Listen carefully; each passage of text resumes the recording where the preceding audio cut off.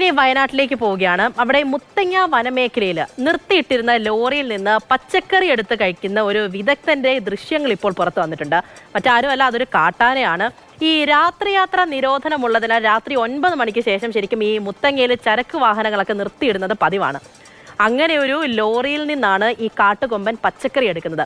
ഈ മേഖലയിൽ പതിവായി കാണാറുള്ള കൊമ്പനാണ് ഇതെന്ന് വനംവകുപ്പ് സ്ഥിരീകരിക്കുകയും ചെയ്തിട്ടുണ്ട്.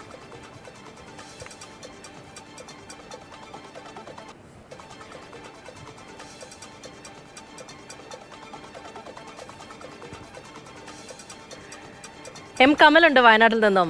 കമൽ, ഈ ദൃശ്യങ്ങൾ കാണുമ്പോൾ ഒരു കൗതുകം തോന്നും, ചിലപ്പോൾ നമ്മളൊന്ന് ചിരിക്കും. ശരിയാണ്, ആരും കാണാതെ മറ്റേ മനുഷ്യന്മാരെ പോലെ ഇങ്ങനെ പതുങ്ങി വന്ന് ആ ടാർപോളിനൊക്കെ പൊക്കിയ പച്ചക്കറിയൊക്കെ എടുത്ത് കഴിക്കുന്നത് കാണുമ്പോൾ അതിലൊരു രസമുണ്ട്. അതോടൊപ്പം തന്നെ ചില ആശങ്കയും ഒക്കെ അവിടെ നിലനിൽക്കുന്നുണ്ടായിരിക്കുമല്ലോ. കാട്ടിൽ നിന്ന് വന്യജീവികൾ നാട്ടിലേക്ക് ഇറങ്ങി പ്രശ്നമുണ്ടാക്കുന്ന ഈ ഒരു കാലത്ത് പ്രത്യേകിച്ച്. പൂജ, പക്ഷേ ഇത് നാടല്ല, കാട് തന്നെയാണ്. പൂർണ്ണമായും വനമേഖലയാണ്. വയനാട് വന്യജീവി സങ്കേതത്തിലൂടെ കടന്നുപോകുന്ന ദേശീയപാതയാണ്. അതിൻ്റെ തുടർച്ചയായി കർണാടകയിലെ ബന്ദിപ്പൂർ കടുവാ സങ്കേതവുമാണ്. ഈ ബന്ദിപ്പൂർ മേഖലയിൽ രാത്രി 9 മണിക്ക് ശേഷം വാഹന ഗതാഗതത്തിന് അനുമതിയില്ല. അതുകൊണ്ട് തന്നെ ഈ വയനാട് ഭാഗത്തു നിന്ന് വരുന്ന ചരക്ക് വാഹനങ്ങളൊക്കെ ചിലപ്പോൾ ഈ മുത്തങ്ങയിലും പൊൻകുഴിയിലും ഒക്കെ നിർത്തിയിടാറുണ്ട്. ഈ മുത്തങ്ങ ആണെങ്കിലും പൊൻകുഴി, അതിർത്തിയായ പൊൻകുഴി ആണെങ്കിലും ഒക്കെ രാത്രിയും പകലും ഒക്കെ കാട്ടാനകൾ വിഹരിക്കുന്ന പ്രദേശമാണ്. പക്ഷേ രാത്രിയാകുമ്പോൾ ഈ വന്യജീവികൾക്ക് കുറച്ചുകൂടി സ്വാതന്ത്ര്യമുണ്ട്. കാരണം ഈ രാത്രി യാത്രാ നിരോധനം ഉള്ളതുകൊണ്ട് തന്നെ വാഹനങ്ങൾ ഉണ്ടാകില്ല, മനുഷ്യരുടെ സാന്നിധ്യം വളരെ കുറവായിരിക്കും. അപ്പോൾ കുറച്ചുകൂടി ഫ്രീ ആയി ഈ ആനകളൊക്കെ ദേശീയപാതയിലടക്കം രാത്രികാലത്ത് ഇറങ്ങി നടക്കും.